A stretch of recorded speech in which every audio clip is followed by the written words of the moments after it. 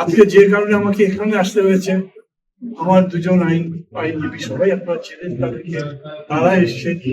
এটা খুবই একটা সিম্পল ব্যাপার ছিল। আর যাচাই বাছাই করা হয় প্রার্থীদের বাদ দেওয়ার জন্য, বরঞ্চ তাদের কোনো ভুল ত্রুটি হলে সেটা সংশোধন করে যাতে তাদেরকে নির্বাচনী প্রক্রিয়ার মধ্যে রাখা যায়। এই জন্যে সংশোধন করবার সুযোগ অন দ্য স্পট আছে, এমনকি সময় দেওয়া যায়, এমনকি এফিডেভিট যেটা হলফনামা শপথ করে বলে সেটাতেও যদি কোনো ভুল থাকে সেটাতে আবার আপনার সাপ্লিমেন্টারি এফিডেভিট দেওয়ার সুযোগ আছে। অথচ আমার বাড়ি বগুড়া, সেইখানে আমি নির্বাচনের আগেও করেছি, এইবারে যখন করছি তখন আমাকে বিরোধিতা করবার জন্য যে ববক্রাসি করা হয়েছে, এটা ইল ওভেন এক্সারসাইজ, খুবই একটা অশুভ ইঙ্গিত।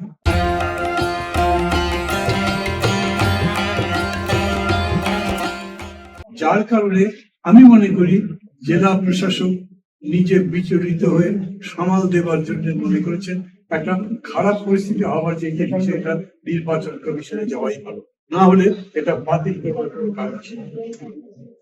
এর আগে আমি এরকম করে বলিনি, কারণ সত্যায়িত হোক তারপরে বলেন। আমি চাইবো আপনাদের মাধ্যমে দেশবাসী এটা জানবে যে ক্ষমতার জন্য এই ধরনের কামড়া কামড়ি গণতন্ত্রের পথ। দল আপনি অনেক বড় হতে পারেন, নেতা অনেক বড় হতে পারেন, ব্যক্তি অনেক বড় হতে পারেন, কিন্তু সমগ্রের কাছে ছোট। সেই মানসিকতা না থাকলে গণতন্ত্র হবে না। আজকের দিনে আমি আমার দুই আইনজীবীকে যেরকম আমার কৃতজ্ঞতা জানাচ্ছি, সাথে সাথে আমার সংগঠনের নেতা কর্মী যারা আছেন তাদেরকে কৃতজ্ঞতা জানাচ্ছি, আর কৃতজ্ঞতা জানাচ্ছি আপনাদেরকে।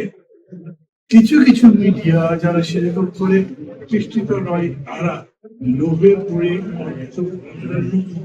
মধ্যে অন্যায় রিপোর্ট করেছেন যেগুলোর প্রতিবাদ করে পারা যায় না। আমি ব্যাংকের কাছে ঋণী ছিলাম, আমি ব্যবসা করছি, আমি ব্যবসায় নিজে করতে পারি বা না পারি সেটা আমার নামে আছে, আমাকে স্বীকার করতে হবে। কিন্তু আমি খেলাপি হয়ে গেছি, অতএব আমার কাছে নোটিশ পাঠানো হয়েছে, যেটা একেবারে মিথ্যা একটা নোটিশ, একটা ব্যাংকের ম্যানেজারকে দিয়ে করানো হয়েছে। এবং কি প্রক্রিয়া করা হয়েছিল সেটা আমার যে ব্যাংক বগুড়ার বড়গোলায় ইসলামিক ব্যাংকের ব্রাঞ্চে যোগাযোগ করলে জানতে। সেই ম্যানেজার ওই চিঠি পাওয়ার পরে আমি হেড অফিস যখন গিয়ে বলেছি, যেখানে আপনাদের হেড অফিসে আবার এটা রিশিডিউল করার আলোচনা চলছে, ওটা একটা গুরুতর অপরাধ ছিল, সেই জন্য সেই ম্যানেজারকে স্ট্যান্ড রিলিজ করা হয়েছে। কিছু মনে করবেন না, এই খবর মিডিয়াতে যায়নি, একটা শাস্তি ট্রান্সফার করে স্ট্যান্ড রিলিজ করা হয়েছে।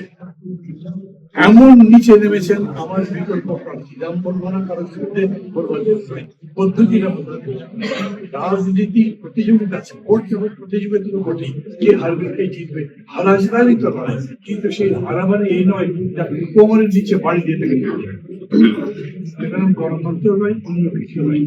আজকে এই সময় কথাগুলো এই জন্যই বলছি, এতদিন এরকম করে বলিনি, কারণ এই অভিজ্ঞতা থেকে শেখার জন্য বাক্যে ছাড়ে না, ষড়যন্ত্র করে যেতে আর গণতন্ত্রের লড়াই যখন, তখন অন্তত এই ষড়যন্ত্র ব্যবস্থাই হতেই পারে। আজকের রায় তাই